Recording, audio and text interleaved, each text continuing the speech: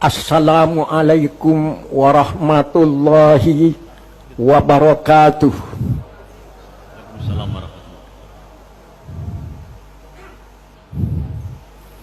Manakib tongkat Saykhuna Khalil. Bismillah tentang sebuah tongkat yang dikirimkan Saykhuna Khalil lewat Kiai As'ad Syamsul Arifin kepada Hadratus Syekh Kiai Hasyim Asy'ari.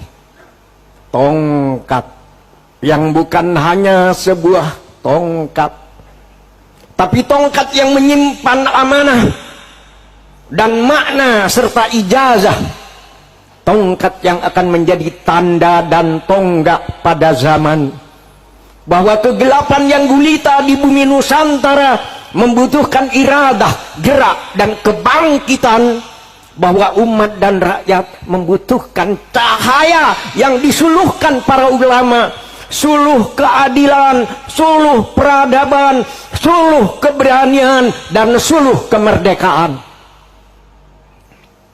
Lalu tongkat Saykhuna Khalil menandai kebangkitan para ulama. Maka pada tahun 1926 berdirilah Jam'iyah Nahdlatul Ulama. Maka memancarlah cahaya Ahlus Sunnah wal Jamaah di bumi Nusantara Indonesia.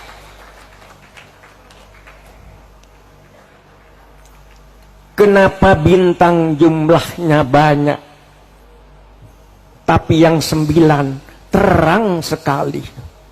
Kenapa kita ikut ulama? Karena ulama ahli waris Nabi. Orang Madura pun ikut menyanyi.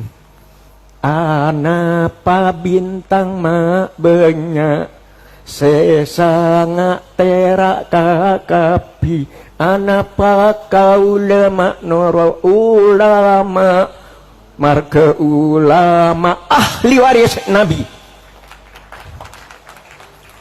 Kegelapan di alam penjajahan disingkirkan dengan doa dan ketakwaan.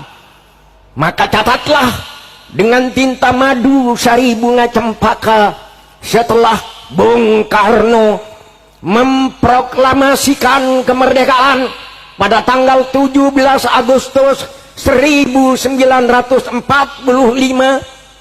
Belanda datang lagi untuk menjajah dan mengkocar-kacirkan perjuangan kemerdekaan.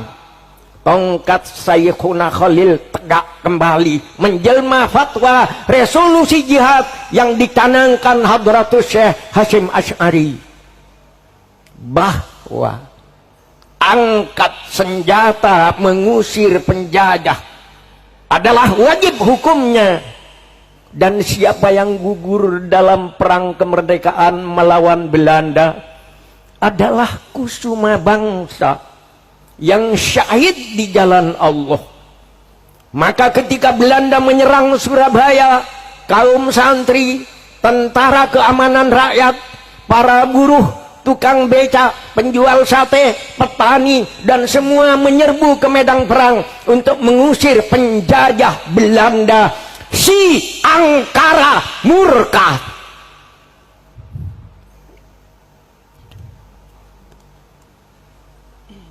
Surabaya banjir darah. Surabaya menjadi lautan api. Dengan fatwa resolusi jihad, peluru musuh menjadi kecil, mitraliur menjadi kecil, tang-tang dan bom musuh menjadi kecil, bahkan maut pun dianggap kecil. Allahu Akbar, hanya Allah yang maha besar, hanya Allah yang maha besar. Itulah hari sakti 10 November, hari pahlawan, dan Surabaya menjadi kota pahlawan. Malam ini kita menyongsong 100 tahun Nahdlatul Ulama. Kita sujudkan dahi ke bumi, kita sujudkan hati kepada Ilahi. Kita kenang jasa Saykhuna Khalil, kita kenang jasa Hadratus Syekh Hasyim Asy'ari, kita kenang jasa Kiai Abdul Wahab Hasbullah, kita kenang jasa Kiai Haji Bisri Sansuri dan semua pahlawan yang namanya harum karena berjasa kepada bangsa dan tanah air. Hubbul waton minal iman, hubbul waton minal iman, hubbul waton minal iman. Cinta tanah air adalah sebahagian dari iman. Kenapa kita harus cinta kepada bangsa dan tanah air? Kita semua minum air Indonesia menjadi darah kita. Kita makan beras, buah-buahan dan ikan Indonesia menjadi daging kita. Kita menghirup udara Indonesia menjadi nafas kita. Kita bersujud di atas bumi Indonesia, berarti bumi Indonesia adalah sajadah kita. Dan bila tiba saatnya kita mati, kita semua akan tidur dalam pelukan bumi Indonesia. Daging kita yang hancur membusuk akan bersatu kembali dengan harumnya bumi Indonesia. Maka tidak ada alasan untuk tidak cinta kepada bangsa dan tanah air. Tidak ada alasan untuk tidak cinta kepada Indonesia. Tanah air Indonesia adalah ibunda kita. Siapa mencintainya, jangan mengisinya dengan maksiat dan dosa. Jangan mengisinya dengan fitnah dan permusuhan. Jangan mengisinya dengan adu domba dan ucapan kebencian.